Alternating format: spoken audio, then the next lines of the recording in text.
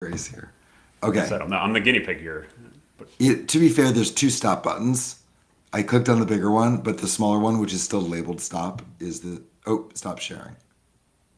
Okay, there we go. I swear not to use technology. it's Okay, okay. so you said there's it had two different things. One I was talking about was I had to pick the modality originally. Right. So there's the notion of a few different things. So thing number one is information had been presented in a very holistic way. Like, oh, you want to learn about something? Here's a whole bunch of information. It's almost like we gave you a textbook on it. Not really, but it's as if we gave you a textbook, but the textbook had no chapter delineation inside of it, right? It had no like linear Right. progression. But the way that people actually learn effectively is through a linear progression for two reasons. Number one is material builds on itself. And in the course that you just shared, you could see like later chapters refer to applying some of the concepts that you learned in previous chapters. That's an obvious pedagogical method that we needed to deliver on. The other thing is it's much more motivating for a student if they're learning in small progressive chunks and feeling like they're making progress. And so important change number one was let's make the student feel like they're on a linear path and we're taking them through like this narrative journey that we're leading them on like a great tutor or a great teacher would. The other thing is the modality thing. So we had put the onus on the user to decide which modality they wanted to use at any given time.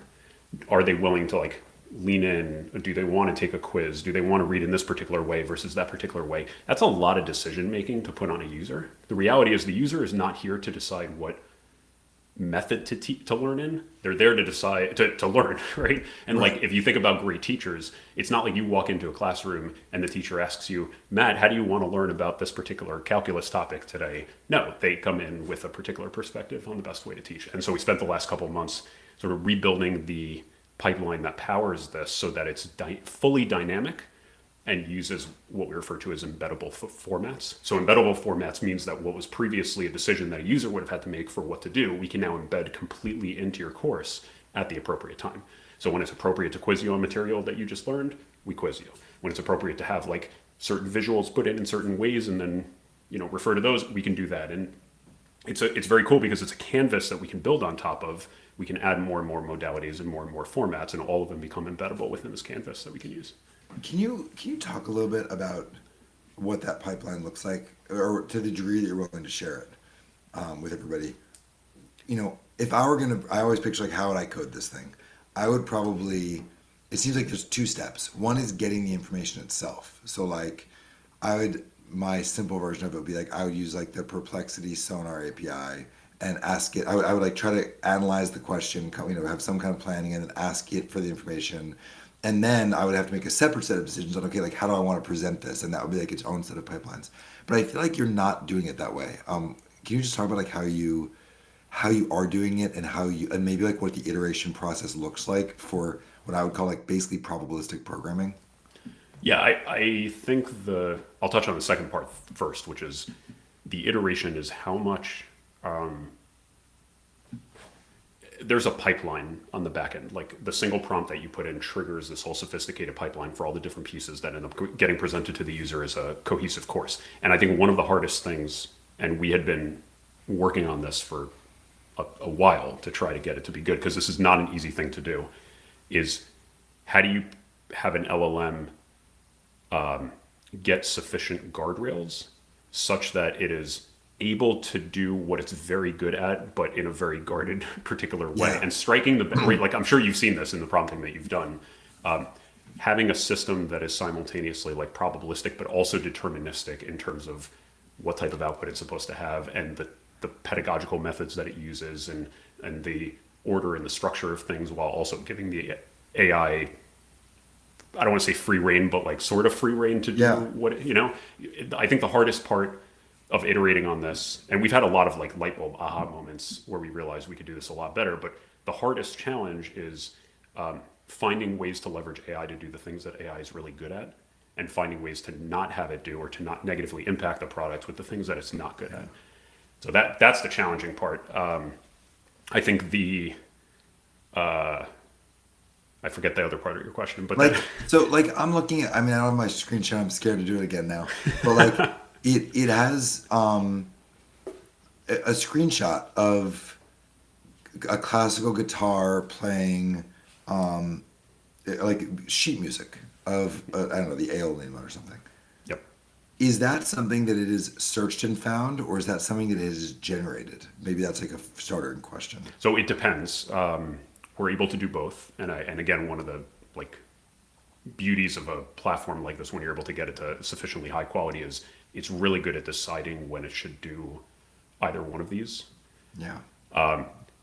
And then I'll also mention the challenge with any pipeline related thing. I think LLMs, if you were to graph the latency versus quality graph, there's a very direct correlation between how slow these models are and how good the output is, right? As evident by the fact that like if you used one of these mini models, you'll get a very fast response, but it's noticeably worse in terms of the output versus one of these thinking models, which is constantly cycling through reasoning, and so it takes a lot longer. Speed is a critical part of our product philosophy. I think not only do users expect speed, but I also think it's very important for our product to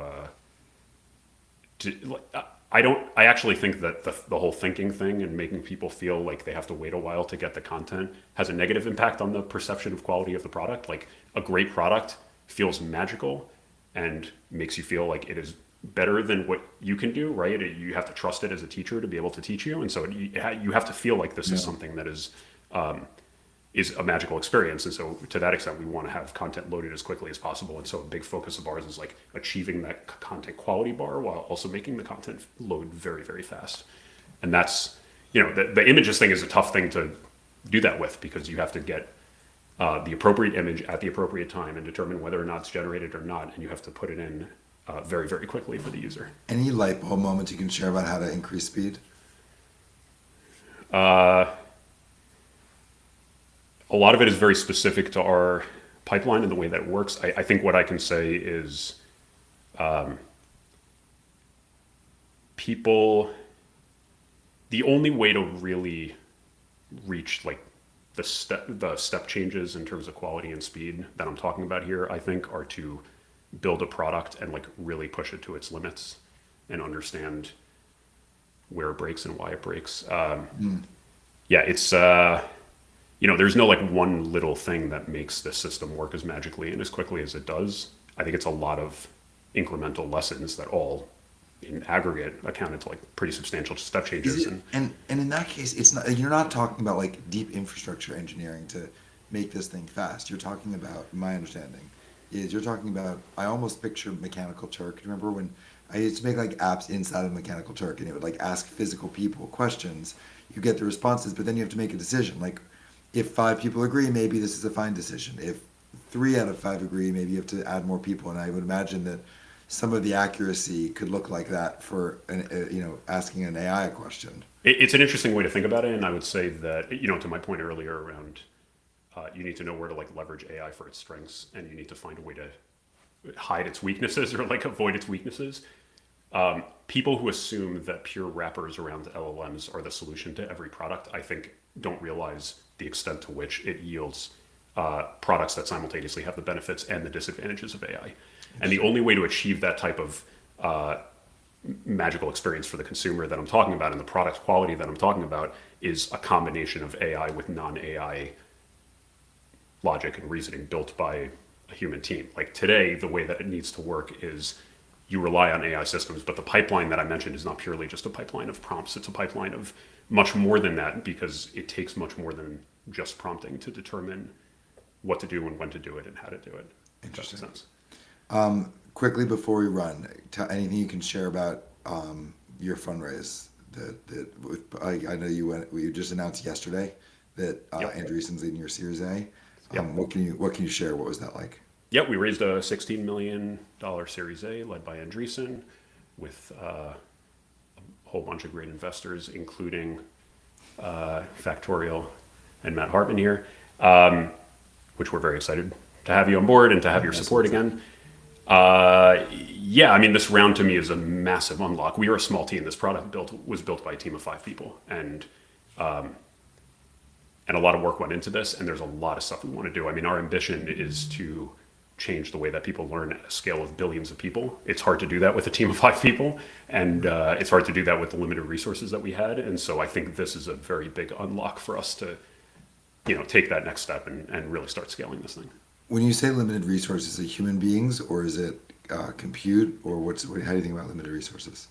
I think at our scale, the hardest thing with the stage of the life, where we are in the life cycle of the product and the company, the hardest thing is how many iteration cycles do you have to ideate on things and to execute on them and try them out. Like there's a lot of trying and a lot of failing, and that is very directly correlated to how many people you have on the team. Like there are only so many things that we could try, and we're trying a lot, and it takes a lot of iteration cycles to be able to do that. So I do believe that hiring more people, this is the mythical man month thing, so this is probably a fallacy, but like to an extent, up to a certain size, hiring more people actually helps with that a lot, because you're able to get a lot more iteration cycles during a short window of time.